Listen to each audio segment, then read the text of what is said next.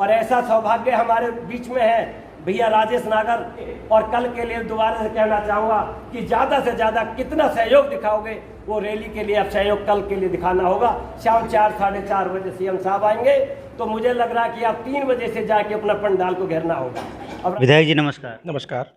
कल सीएम साहब आ रहे हैं और आप सतबीर कसाना जी के यहाँ पहुँचे हैं, जिन्होंने अपने समर्थकों को बुलाया है, आपको पूरी तरह से समर्थन देने का भरोसा दिया है और ज़्यादा से ज़्यादा लोगों को रैली स्तर पर पहुँचने की और सीएम साहब को समर्थन देने की अपील भी की है। तो आपका क्या प्लान है, आप पब्लिक को क्या मैसेज देना चाहते हैं? देखो, हरियाणा का सबसे बड़ा गांव तिगांव, हरियाणा का ऐतिहासिक गांव तिगांव और हरियाणा का वीरों का और शहीदों का गांव तिगांव और मेरा पैतृक गांव तिगांव में हमारे मुखिया हरियाणा के मुख्यमंत्री श्री मनोहर लाल जी पहली बार तिगांव में आ रहे हैं और बहुत सारी सौगात, बहुत सारी घोषणाएं कल करके जाएंगे। हमारे ITI जो तिगांव में बन गई है उसका उद्घाटन करेंगे। 54 ट्रेड की डिजिटल ITI, हरियाणा की सबसे बड़ी ITI, एक इंटरनेशनल लेवल का स्टेडियम जो हमारा 31 सेक्टर में बन के तैयार है उसका भी उद्घाटन करेंगे। 3 हमारे ऑक्सीजन प्लांट तिगांव, खेड़ी और कोराली में बन के तैयार हो चुके हैं, उसका उद्घाटन करेंगे। एक जो हमारा तिगांव का हॉस्पिटल अपग्रेड हो गया है उसका उद्घाटन करेंगे और बहुत सारी घोषणाएं, बहुत सारी हमारी मांग पत्र हैं, 40 से ज़्यादा हमारी मांगें, डिमांड है, वो सारी मांगें हम रखेंगे और सब हमारी डिमांड है वो पूरी करके जाएंगे। काफ़ी बड़ा एरिया आपके अंडर में आता है, बहुत सारे रोड हैं, बहुत सारी अन्य चीज़ें हैं। रोडों की स्थिति के बारे में क्या मांग करेंगे सरकार से?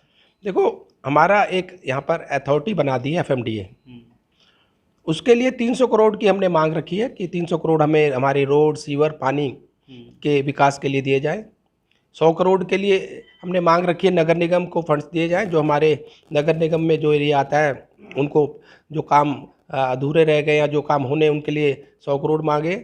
हमारे जो नगर निगम में गांव गए हैं उनके लिए हमने सब में सीवर लाइन, पानी कनेक्शन, उसकी और मूलभूत सुविधाएं, बिजली की और क्या नाम है, उनके कम्युनिटी सेंटर हर एक हमारे सेक्टर में बने। और उसके अलावा हमने 2 सब स्टेशन बिजली के मांगे हैं और एक आपका टाउन पार्क जैसा सेक्टर 12 में है। एक स्टेडियम, इंटरनेशनल लेवल का स्टेडियम हमारा ग्रेटर फरीदाबाद में बने। और मैं मुख्यमंत्री जी का भी धन्यवाद करना चाहूँगा, जो हमने एक मांग रखी थी भी हमें नहर पार कहा जाता था, उन्होंने हमें एक पहचान दी ग्रेटर फरीदाबाद नाम देकर। और एक पेटलून पुल महातपुर में मांगा है, वो भी हमारा पूरा हो जाएगा। ये कनेक्टिविटी के लिए भी हमने एक बाईपास तिगांव से बोला है, वो भी पास हो जाएगा। जो तिगांव से जो आने वाले टाइम में मजावली पुल में से जो लोग आएंगे जाएंगे, भीड़ होगी, वो उसके लिए बाईपास घरौड़ा रायपुर आके मिले। एक सेक्टर 8 से भी एक हम रोड लेके आ रहे हैं सीधा मिर्ज़ापुर, नीमका, तिगांव, फिर वो होती हुई भैंसरावली होती हुई और सीधा घरौड़ा रायपुर आए।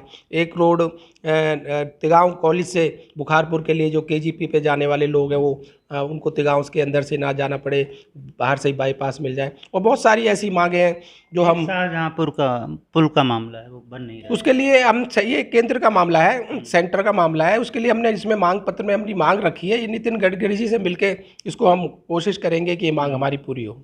आप अभी कह रहे थे नेताओं की खुराक जनता होती है, जितने ज़्यादा लोग आएंगे उनका उत्साह सीएम साहब का बढ़ जाएगा, फिर वो घोषणाएं और भी ज़्यादा कर सकते हैं, मांगे और भी पूरी कर सकते हैं। तो पब्लिक से क्या अपील है जो खुराक बने सीएम साहब? पब्लिक से यही, अपनी क्षेत्र की जनता से यही अपील करता हूँ कि ज़्यादा से ज़्यादा संख्या में आके हमारे माननीय मुख्यमंत्री जी के विचार सुने और हमारी सरकार के हाथ मजबूत करें। ठीक है विधायक जी, धन्यवाद।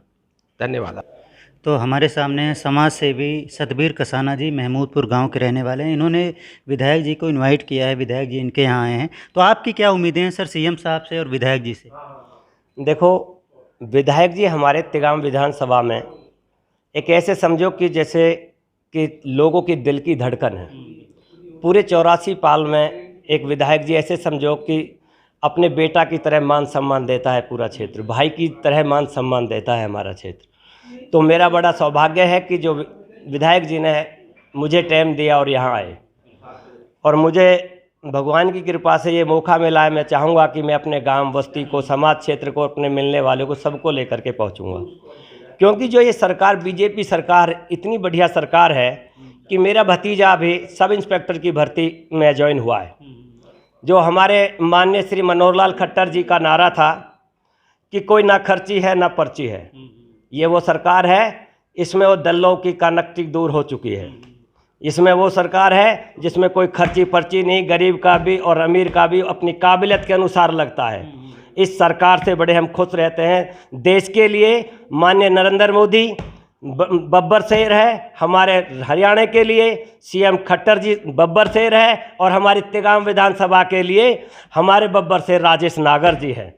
तो हम बड़ी अति प्रसन्न खुशी है कि राजेश भाई ने अपने यो तिगाम क्षेत्र में सीएम साहब को बुला करके हम सब इस क्षेत्रवासी को, तिगाम विधानसभा जनता को ये खुशी की सौगात दी है। और मुझे इतनी उम्मीद है कि हमारे राजेश भैया जो आज तक बड़ा अभागापन रहा है, जैसे कि हमारे राजेश भैया ने बताया कि तिगाम को नहर पार के नाम से जाना जाता था, आज ग्रेटर फरीदाबाद नाम करवाने में हमारे भैया राजेश नागर का और मनोहर लाल जी खट्टर जी का बहुत बड़ा योगदान रहा है। मैं तो अपने भैया राजेश नागर का दिल से धन्यवाद करता हूं कि इनकी उम्र हजारों वर्ष हो और हम लोगों की भी उम्र इनको लगे।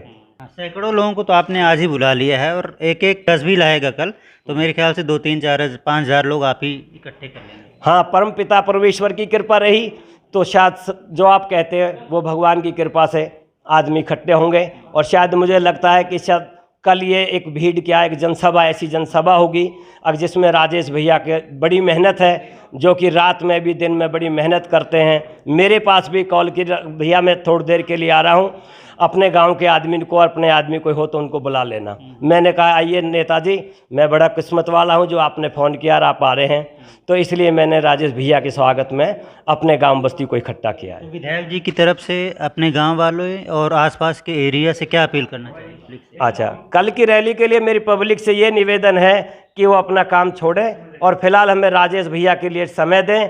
हमारे लिए राजेश भैया भी सीएम खट्टर साहब से कम नहीं हैं। वो इतने हमारे लिए तैयार रहते हैं, कभी भी कोई इनके घर गया, रात दिन कभी भी, ये और इनके पापा जी आधी रात खड़े रहते हैं, हर आदमी के कंधा से कंधा मिलाकर चलते हैं और पूरा काम और सहयोग ये देते हैं। चाहे कोई कैसा भी आदमी आ जाओ, ये कोई शिकल देख करके किसी का टीका नहीं करते हैं, शिकल देख करके आओ जी नहीं करते हैं। इनसे जो काम होता है उसे तन मन बल से पूरा काम करते हैं, कभी भी कोई जनता को निराश नहीं किया है। धन्यवाद। Thank you sir.